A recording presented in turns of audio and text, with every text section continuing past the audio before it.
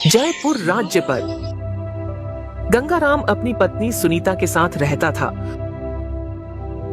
और उसका बड़ा भाई संजू राम अपने पत्नी विमला के साथ दूसरे गांव में किराए के मकान पर रहते थे, क्योंकि उसके पत्नी विमला को अपने पिता और देवर के साथ रहना पसंद नहीं था।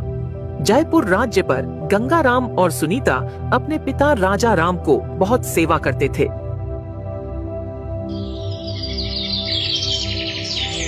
एक दिन संजू राम और उसकी पत्नी विमला अपने छोटे भाई के घर जयपुर आते हैं। छोटे भाई अपने बड़े भाई को बहुत प्यार करता था।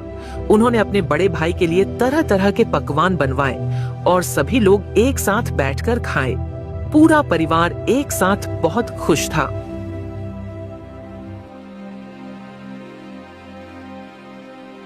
सुनिए जी, भगवान के दर्शन के लिए मंदिर जाना है। लेकिन सुनीता, पिताजी को छोड़कर कैसे जा सकते हैं? उनकी तबीयत सही नहीं रहती है। कुछ हो गया तो हम क्या करेंगे? ओ जी, भैया भाभी भी आए हुए हैं, तो आज पिताजी को भैया भाभी के पास रुकने के लिए बोल देते हैं। एक दिन के लिए भैया भाभी पिताजी का ध्यान रखने के लिए मना नहीं करेंगे। थोड़ी ही देर की तो बात है, बस हम दोनों मंदिर जाकर वापस आ जाएंगे। ठीक है सुनीता, तुम जाकर भैया भाभी को बुला कर लाओ, फिर हम दोनों मंदिर के लिए निकल जाते हैं। थोड़ी ही देर बाद गंगाराम और उसकी पत्नी सुनीता मंदिर के लिए निकल पड़ते हैं। तभी थोड़ी ही देर बाद राजा राम की तबीयत बहुत ही ज्यादा खराब होने लगती है और राजा राम अपने बड़ी बहू विमला से कहता है, अरे जो बड़ी बहू, सुनती हो? अरे क्या हुआ बुढ़ापे? सुनो बड़ी बहू, मेरी तबीयत ठीक नहीं लग रही है। मुझे ऐसा लग रहा है कि यह मेरा अंतिम समय चल रहा है। तो तुम गंगाराम और छोटी बहू सुनीता को वापस बुला लो।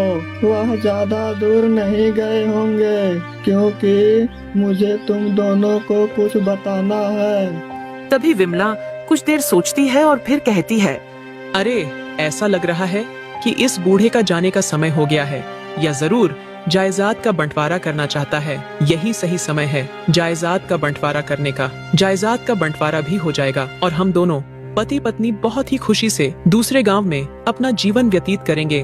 तभी विमला अपने पति संजू राम को जाकर बता देती है और संजू राम अपने पिता के पास आता है और फिर कहता है, क्या हुआ पिताजी, तबीयत ज्यादा ही खराब है क्या? हाँ हाँ बेटा, इसलिए मैं तुम दोनों भाइयों को एक जरूरी बात बताना चाहता हूँ। जल्दी से गंगाराम और छोटी बहू सुनीता को वापस बुला लाओ। लेकिन पिताजी, मैंने देखा कि वह तो बहुत दूर दूर तक नजर नहीं आ रहे हैं। आप हमें बता दीजिए कि क्या बात है, हम उन दोनों को बता देंगे। ठीक है, तुम दोनों मेरी बात ध्यान से सुनो। मैं और तुम्हारी माँ ने पैसे बचा बचा कर खर्च किया है। हमने तुम दोनों के लिए बहुत सारा धन जमा करके रखा है, ताकि तुम दोनों भाइयों को कभी भी पैसों की कमी महसूस ना हो। पैसों के बारे में तुम्हारी माँ ने मुझे बताने के लिए मना किया था, ताकि तुम दोनों मेहनत करके कमाओ। लेकिन यह मेरा अंतिम समय है, तो मैं तुम दोनों को उस धन के बारे में बताना चाहता हूँ। हाँ हाँ पिताजी, जल्दी बताइए। हाँ बेटा, हम दोनों ने जो कुछ भी धन कमाया है, वह हमने मिट्टी के बर्तन में भरकर छुपा दिया है, ताकि उस धन को कोई चुरा ना सके। मैं चाहता हूँ कि तुम दोनों उस धन को आपस में बराबर से बांट ले। राजा राम के इतना कहते ही उनकी मृत्यु हो जाती है। अरे बुढ़े, कम से कम यह तो बता देता कि धन कहाँ छुपा कर रखा है। अब हम कहाँ ढूंढेंगे उस धन को? लेकिन कोई बात नहीं, हम किसी न किसी तरह से ढूंढ ही लेंगे। सुनिए जी, अब आप इस धन के बारे में अपने छोटे भाई को बिल्कुल मत कहना। मैं जैसा कहती हूँ बिल्कुल वैसा ही करना। इसका मतलब मैं अपने छोटे भाई को इस धन के बारे में कुछ भी नहीं बताऊं? अरे क्या तुम्हारे ऊपर की खोपड़ी बिल्कुल खाली है क्या? मैंने कहा ना, जैसा मैं कहती हूँ बिल्कुल वैसा ही करते जाना। लेकिन हम पूरे धन को इस पूरे घर में कहाँ ढूंढेंगे? वह भी गंगाराम के रहते हुए। वह भी तो हमारे साथ ही रहेगा ना, उसे भी तो पता चल ही जाएगा। इस बात की आप बिल्कुल भी चिंता मत कीजिए। मेरे पास एक तरकीब है, आप कान खोलकर ध्यान से सुन लीजिए। इतना कहने के बाद विमला संजू राम को पिताजी के धन को ढूंढने की तरकीब बताने लगते हैं। तभी संजू राम कहता है, अरे वाह भाग्यवान, वाह, मानना पड़ेगा तुम्हारे दिमाग को। थोड़ी ही देर बाद गंगाराम और सुनीता भगवान के दर्शन करके अपना घर वापस लौट आते हैं। अरे पिताजी, क्या हो गया आपको? पिताजी हमें छोड़कर चले गए, हम आपके बिना कैसे रहेंगे पिताजी। तभी यह सब देखकर गंगाराम कहता है, पिताजी उठो ना पिताजी। भैया ये सब कब हुआ? तुम्हारे आने से 20 मिनट पहले हुआ। पिताजी बिल्कुल ठीक थे, फिर अचानक पिताजी की तबीयत बहुत ही ज्यादा खराब हुई और पिताजी हमें छोड़कर चले गए। गंगाराम पिताजी अब नहीं रहे हमारे साथ। पिताजी मुझे माफ कर दीजिएगा, मैं आपका आखिरी समय में आपके साथ नहीं था। पिताजी मुझे माफ कर दीजिए। पिताजी मुझे इस बात का हमेशा अफसोस रहेगा।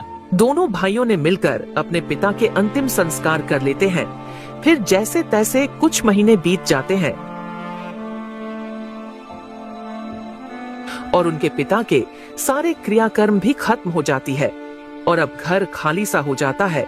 फिर एक दिन संजू राम अपने छोटे भाई गंगाराम से कहता है, सुनो भाई गंगाराम,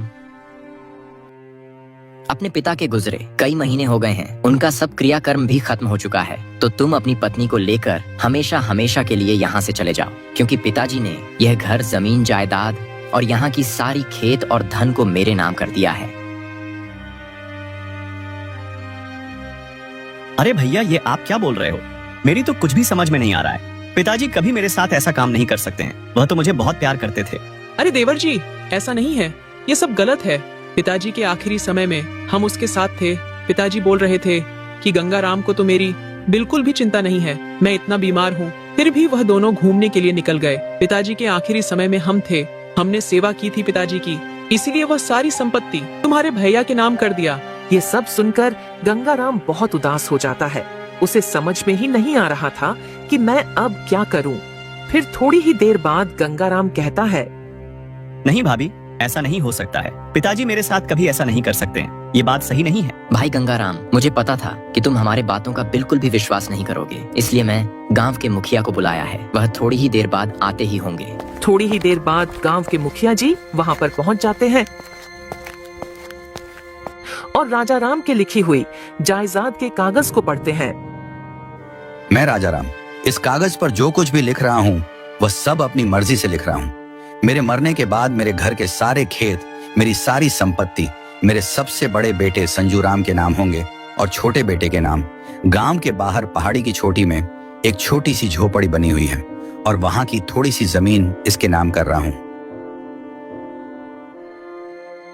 मुखिया जी, सच में इस कागज पर जो लिखा है वह मेरे पिताजी ने लिखी है। गंगाराम, ये बात तो मुझे भी समझ में नहीं आ रही है कि तुम्हारे पिताजी ने तुम्हारे साथ ऐसा क्यों किया, लेकिन ये सब तुम्हारे पिता राजा राम ने लिखी है और नीचे अपना अंगूठा भी लगाया है, तो ये बात सच है।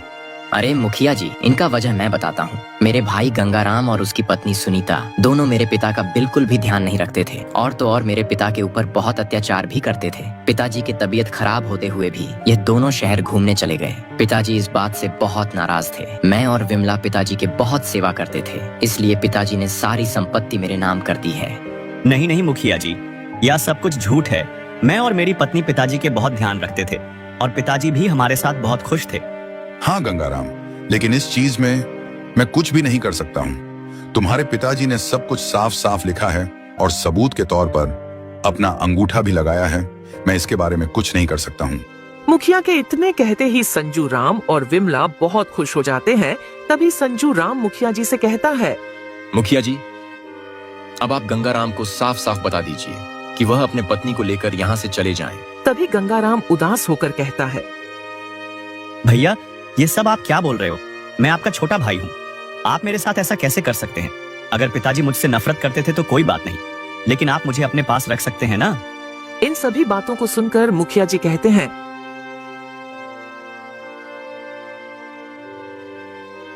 देखो गंगाराम, तुम्हारे पिता के वसीयत के अनुसार हमारे गांव के बाहर वाली झोपड़ी और वहां की जमीन तुम्हारा नाम है और तुम अपनी पत्नी को लेकर वहां चले जाओ। लेकिन मुखिया जी, वह झोपड़ी तो पूरी खराब है, वह रहने लायक बिल्कुल भी नहीं है। हम वहाँ कैसे रह सकते हैं? अरे तो हम इसमें क्या कर सकते हैं? जैसा तुमने पिताजी की सेवा की है वैसा ही उन्होंने तुम दोनों को फल दिया है, और हम दोनों ने जैसा पिताजी की सेवा किया था बिल्कुल वैसा ही पिताजी ने हमें भी फल दिया है। नहीं भाभी, आप बिल्कुल झूठ बोल रहे हैं। पिताजी कभी भी हमारे साथ ऐसा नहीं कर सकते हैं। पिताजी हम दोनों से बहुत प्यार करते थे और हम दोनों भी पिताजी से बहुत प्यार करते हैं, और साथ ही पिताजी का बहुत सेवा भी करते थे। देखो मुखिया जी, आप इन दोनों को समझा दीजिए कि यहाँ पर खड़े होकर हम दोनों से बहसबाजी ना करें। चुपचाप अपना सामान लेकर यहाँ से चले जाएं। देखो गंगाराम, तुम्हारे पिता के वसीयत के अनुसार ही ये घर तुम्हारे बड़े भाई संजू राम और उनकी पत्नी की है। अगर ये दोनों नहीं चाहते तो तुम दोनों यहाँ नहीं रह सकते हैं, यहाँ से जाना ही होगा। मैं इसे अपने पास नहीं रख सकता हूँ मुखिया जी, क्योंकि इसने पिताजी के साथ बहुत ही बुरा व्यवहार किया है। उनके ऊपर बहुत अत्याचार किया है इन दोनों ने। इन्हें इनकी सजा तो मिलना ही चाहिए। सुनिए जी, यहाँ से चलिए, यह घर अब अपना नहीं रहा। लेकिन सुनीता, पिताजी हमारे साथ कभी ऐसा नहीं कर सकते हैं। मुझे तो कुछ भी समझ में नहीं आ रहा है। अगर पिताजी मुझसे नाराज होते तो वह मुझसे जरूर कुछ ना कुछ कहते। पता नहीं जी, अब हम अपना किस तरह गुजारा करेंगे। पता नहीं भैया भाभी ने हमारे बारे में एक बार भी नहीं सोचा।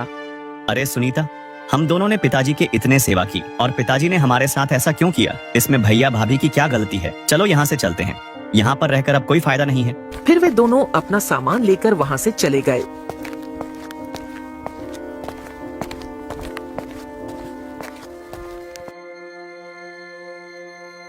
तभी संजू राम ने अपनी पत्नी विमला से कहता है, अरे वाह भाग्यवान, क्या दिमाग है आपका।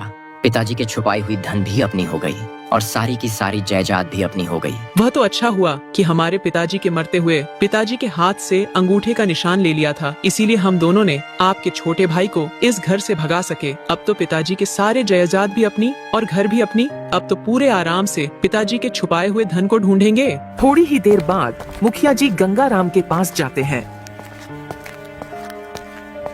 पता नहीं गंगाराम, तुम्हारे पिताजी को क्या हो गया था? उन्होंने तुम्हारे साथ ऐसा क्यों किया? ये बात तो मुझे भी समझ में नहीं आ रही है, वरना पूरा गांव जानता है कि तुम्हारे पिताजी की सेवा किसने सबसे ज्यादा की है। मुखिया जी, मुझे जमीन जायदाद की कोई लालच नहीं है, लेकिन पिताजी के मन में हम दोनों के लिए इतनी नफरत थी, ये बात जानकर मुझे बहुत दुख हो रहा है। हाँ गंगाराम, पर हम कर भी क्या सकते हैं। अब मैं चलता हूँ और तुम्हें कोई भी चीज की जरूरत हो तो मुझे बता देना। इतना कहने के बाद मुखिया जी वहाँ से चले जाते हैं। फिर गंगाराम अपनी पत्नी सुनीता से कहता है, सुनीता, अब हम क्या करेंगे? मुझे बिल्कुल भी अच्छा नहीं लग रहा है कि पिताजी हमसे इतनी नफरत करते थे। नहीं नहीं, ऐसा नहीं है। पिताजी हमसे नफरत नहीं करते थे। पिताजी हम दोनों से बहुत प्यार करते थे। और आप कल ही मुखिया जी के पास जाना, मुखिया जी आपको कोई ना कोई काम जरूर देंगे। अब चलो साफ सफाई करके सामान रखते हैं। फिर सुनीता अंदर जाती है और उस घर को साफ सफाई करने लगती है। थोड़ी ही देर के बाद घर के अंदर से सुनीता आवाज लगाती है। तभी वहाँ पर गंगाराम पहुँच जाता है। क्या हुआ भाग्यवान, क्यों चिल्ला रही हो? देखिए जी, साफ सफाई करते हुए मुझे 4-5 मिट्टी के घड़े मिले हैं। क्या हो सकता है इसमें? खुलकर देखता हूँ। फिर गंगाराम उस घड़ा को खोलता है और वह सभी घड़े सोने चांदी से भरे हुए थे। तभी गंगाराम कहता है, अरे सुनीता, पिताजी ने इसलिए हमें यह झोपड़ी दी है ताकि यह सारा खजाना हमें मिल सके। मैं अभी जाकर मुखिया जी को सारी बात बताता हूँ। फिर गंगाराम मुखिया के घर जाने लगता है और वहाँ पहुंचकर मुखिया जी को सारी बात बता देता है। फिर मुखिया जी उन घड़ों को देखने के लिए गंगाराम के साथ गंगाराम की झोपड़ी की ओर निकल पड़ते हैं। कुछ ही दिनों में ये सारी बातें पूरे गांव में फैल जाती है। फिर एक दिन गांव का एक आदमी संजू राम के पास आता है और फिर कहता है, अरे भाई, गजब हो गया, बहुत ही गजब हो गया। अरे भाई, क्या गजब हो गया? तुम्हें पता नहीं है क्या? तुम्हारे भाई के झोपड़ी से 4-5 सोने चांदी से भरे हुए घड़े मिले हैं। तभी संजू राम हैरान होकर कहता है, अरे भाई, ये क्या बोल रहे हो? तुम्हारा दिमाग तो ठीक है ना? अरे भाई, मैं सही कह रहा हूँ। तुम्हारे भाई के झोपड़ी से सोने चांदी से भरे हुए घड़े मिले हैं। अगर तुम्हें मुझ पर विश्वास नहीं है तो तुम मेरे साथ चलकर देख लो। यह बात पूरे गांव में सबको पता है और तुम्हें नहीं पता। संजू राम अपनी पत्नी विमला से कहता है, पिताजी के सारे मटके उस झोपड़ी में छुपा कर रखे थे, चलो चलकर देखते हैं। फिर वह दोनों अपने छोटे भाई के झोपड़ी के पास जाते हैं। वहां पर पहुंचकर संजू राम अपने छोटे भाई से कहता है, ये सब मेरा है। पिताजी मेरे लिए इस धन को झोपड़ी में छुपा कर रखे थे। इसका मतलब खजाने के बारे में आपको पहले से ही मालूम था। हाँ, मुझे पहले से ही मालूम था। पिताजी ने मुझे इस बारे में पहले ही बताया था, लेकिन यह नहीं बताया था कि यह सारा धन कहाँ रखा है। आपने तो मुझे इसके बारे में बताया ही नहीं। आप कैसे भाई हो? आप एक नंबर के मक्कार, लालची और धोखेबाज भाई हो। अगर मैं आपको इस बारे में बता देता तो इसे तुम कब का ले लेते। ये सब मेरा है, मैं इसे अपने साथ ले जाऊंगा। तभी पास में ही खड़े मुखिया जी बोल उठे, संजू राम, तुम इस धन को अपने साथ नहीं ले जा सकते हो। कानूनी तौर पर यह घर गंगाराम का है और यहाँ की सारी चीज भी गंगाराम की ही होगी।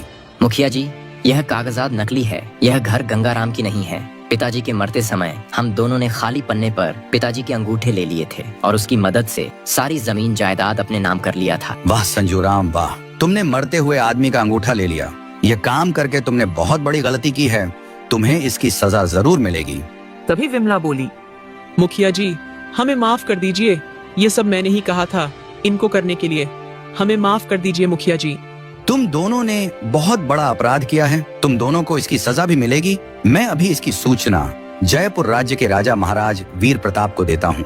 इसका मतलब पिताजी मुझसे नाराज नहीं थे, वह मुझे आखिरी समय में भी याद कर रहे थे। हाँ भाई, पिताजी तुमसे नाराज नहीं थे। पिताजी आखिरी समय में भी तुम्हें और मुझे बुलाकर इस धन के बारे में हमें बताना चाहते थे, लेकिन मैं लालच में आ गया था। मैंने तुम्हें इसके बारे में नहीं बताया। मुझे माफ कर दो मेरे भाई, मुझसे बहुत बड़ी गलती हो गई। आपने मुझे धन संपत्ति नहीं दी, मुझे इस बात का कोई दुख नहीं है, लेकिन आपने मुझे पिताजी के नाम पर इतना बड़ा झूठ बोला, इसके लिए मैं आपको कभी माफ नहीं करूंगा। आप एक नंबर के मक्कार, धोखेबाज और लालची भाई हो। आपकी सजा यही है कि आप यहाँ से दूर चले जाओ। संजू राम और उसकी पत्नी विमला वहाँ से चुपचाप चले जाते हैं।